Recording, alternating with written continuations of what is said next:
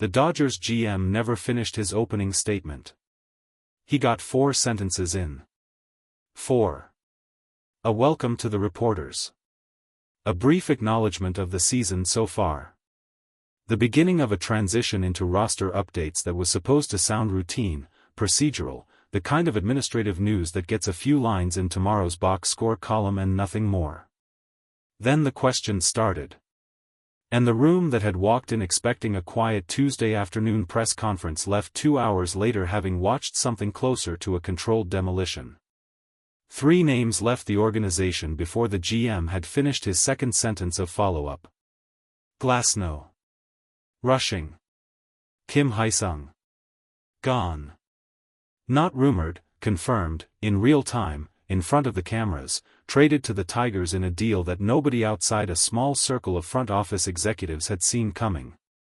And then, just when the room thought it had absorbed the worst of it, a reporter asked the question that turned a difficult day into a genuine crisis.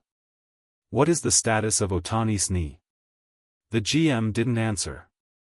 He looked toward the side of the room, where Dave Roberts had been standing, arms crossed, jaw tight, waiting through an hour of trade news with the specific patience of a man who knew that eventually, the questions would turn to him.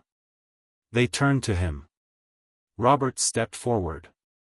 He didn't wait for an introduction. He didn't wait for the GM to hand him the microphone formally. He walked up, adjusted it slightly, and said the words that would dominate every sports broadcast in the country by sundown. It's all my responsibility. It had started as routine front office business.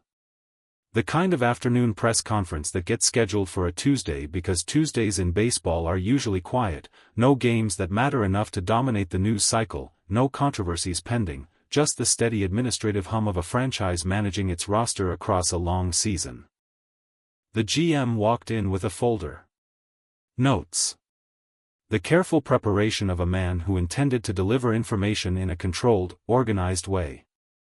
He announced the trade first, the way GMs are trained to announce difficult news, directly, without unnecessary delay, getting the hardest information out before the room has time to build anticipation around it.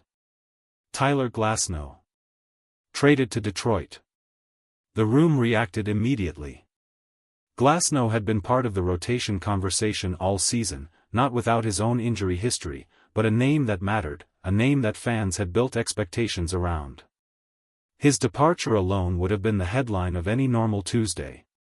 But the GM continued. Before the room had processed the first name, he delivered the second. Rushing. Also Detroit. And then the third. Kim Hye-sung. Also Detroit. 3 players. 1 trade. 1 destination. The room went from quiet attentiveness to audible disbelief in the space of about 90 seconds. Reporters who had walked in with routine questions prepared were now scrambling, crossing out what they'd written, trying to catch up to information that had just fundamentally changed the shape of the Dodgers roster in real time. The GM, to his credit, didn't try to spin it as anything other than what it was. A significant, multiplayer departure. A reshaping of the pitching staff and the bench in a single transaction. He explained the return, a package that included a young pitcher whose name most reporters in the room had to look up in real time, and whose new contract, it would later be revealed, carried a number that made the room go quiet for an entirely different reason. The same amount as Yoshinobu Yamamoto. That detail alone would have generated its own news cycle on a normal day. A previously lesser-known arm now carrying a contract that placed him financially among the franchise's most significant investments. The kind of number that immediately raises questions about what the organization is seeing that the public isn't. But on this day, in this press conference, it barely registered. Because the next question changed everything. A reporter near the front, who had clearly been holding the question through the entire trade announcement, finally found the opening. Before we move on from the roster moves, can someone address the reports about Ohtani's knee? The GM's expression changed. Not dramatically. But enough. The careful, controlled composure of a man delivering planned information gave way, briefly, to something more uncertain. He glanced toward the side of the room. Toward Roberts. There had been whispers for days. Nothing official. Nothing confirmed. The kind of fragmentary information that circulates around a baseball team during a long season, a player seen wearing a brace during early work, a noticeable change in his pre-game routine, the absence of an explanation where an explanation usually comes easily. The GM started to answer in the careful, non-committal language that organizations use when they're not ready to say everything. We're continuing to monitor. He didn't finish the sentence. Roberts stepped forward. He didn't wait to be invited to the microphone. He simply walked toward it, the way a man walks toward something he has already decided he needs to say, regardless of whether the room or the organization or the moment was fully prepared for him to say it. He adjusted the microphone. He looked out at the room, not at any single reporter, but at the room as a whole, the way you look at a group of people when what you're about to say isn't really an answer to one question. It's a statement you've been preparing to make. I want to address this directly, because I think the organization owes that to everybody in this room and everybody watching. He paused. His hands were at his sides. Not folded. Not gripping the podium. Just at his sides, in the posture of a man who has decided not to hide behind anything. Shohei has been dealing with left knee soreness for longer than has been publicly known. That's on me. The room went silent in the way rooms go silent when a public figure says something that sounds like an admission of guilt rather than a routine update.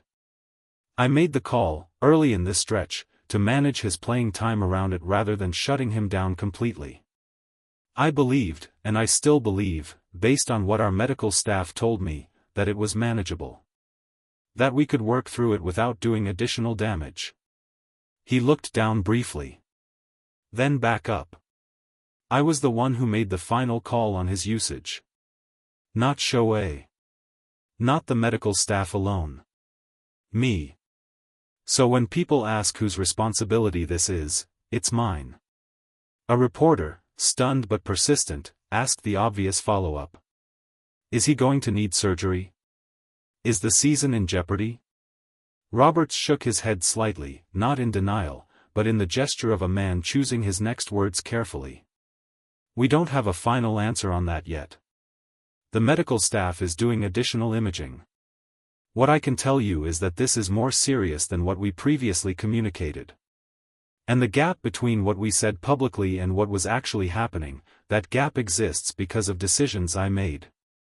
Not because anyone lied to you. Because I prioritized competing over full transparency, and I shouldn't have. In any other week, the trade of 3 significant roster pieces for a single high-priced young arm would have been the only story. It wasn't, because of what it revealed in combination with Roberts' confession. The timing connected pieces that, individually, might have seemed unrelated.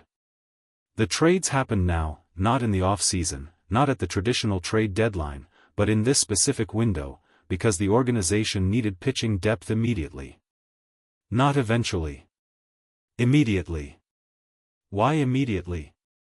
Because Ohtani's knee, the thing Roberts had been quietly managing, the thing that had allowed him to keep pitching and hitting at an extraordinary level for weeks while something underneath all of it was getting worse rather than better, had reached a point where the organization could no longer count on him in the rotation the way they had been counting on him. The trade and the confession weren't separate stories. They were the same story, told from 2 different doors of the same room.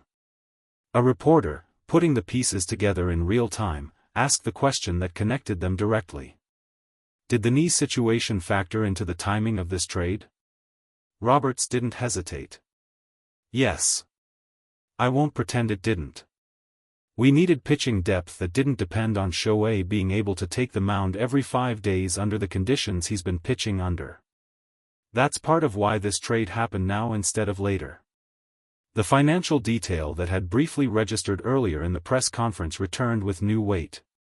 The pitcher acquired from Detroit, a name with a far thinner public resume than Glasnow, far less name recognition than any of the 3 players who left, had signed an extension as part of the trade that matched Yoshinobu Yamamoto's contract. In any normal context, that number alone would have demanded extensive explanation. A relatively unknown arm receiving a contract that places him among the highest-paid pitchers on the roster doesn't happen without the organization believing something specific and significant about his ability, something the public evaluation of his career to that point didn't yet reflect. But layered underneath the Ohtani news, the contract took on a different shade of meaning entirely. It wasn't just an investment in upside. It was, whether the organization wanted to frame it this way publicly or not, a hedge. An insurance policy. A signal that the front office, even while publicly maintaining hope about Ohtani's timeline, was preparing for a version of the rotation that might need to function without him for a meaningful stretch. The GM, when pressed on the connection, didn't fully deny it. "We don't make decisions of this size based on a single factor. But I won't tell you Shohei's situation wasn't part of the broader calculation. It would be dishonest to suggest otherwise." By the time the press conference ended, the Dodgers roster looked meaningfully different than it had that morning. 3 established names gone. A new arm in, carrying a contract that signaled the organization's confidence, or its anxiety, depending on how you chose to read it. And at the center of all of it, a knee injury that had apparently been managed quietly for longer than anyone outside the organization understood, now acknowledged publicly by a manager who chose, in front of every camera in the room, to take full personal responsibility for how it had been handled. Roberts didn't leave the podium quickly. He stayed for the follow-up questions. He didn't deflect toward the medical staff. He didn't soften the framing in the way organizations often do once the initial admission has been made and the instinct to protect the message reasserts itself. A reporter asked him directly, near the end, whether he regretted the decision to keep playing Ohtani through the soreness. Roberts considered it for a long moment. "I don't know yet. Ask me again once we know how serious this actually is." He paused. "What I do know is that I made the call, and whatever happens from here, I'm not going to stand up here and let anyone else take that." The Dodgers will take the field again in a matter of days, with a roster that looks substantially different than the one that started this stretch of the season. New faces. A significant new contract. The absence of 3 players who had been part of the organization's plans for the year ahead. And uncertainty, real uncertainty, around the health of the player the entire season had been quietly built to protect.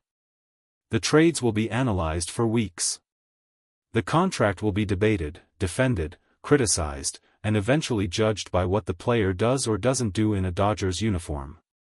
That's the normal cycle of a story like this one. But what will outlast all of it is the image of Dave Roberts walking to that microphone before anyone asked him to. Choosing the harder answer over the easier one. Standing in a room full of cameras and saying, plainly, without qualification, that whatever was happening to the most important player in the organization, the soreness that had gone unaddressed, the gap between what fans were told and what was actually occurring, belonged to him. Not to the medical staff. Not to Ohtani. Not to circumstance. To him. "It's all my responsibility." In a sport built on statistics and box scores and the careful management of public narrative, those 5 words were the rarest thing a press conference can produce. The truth, spoken before anyone had to drag it out of him.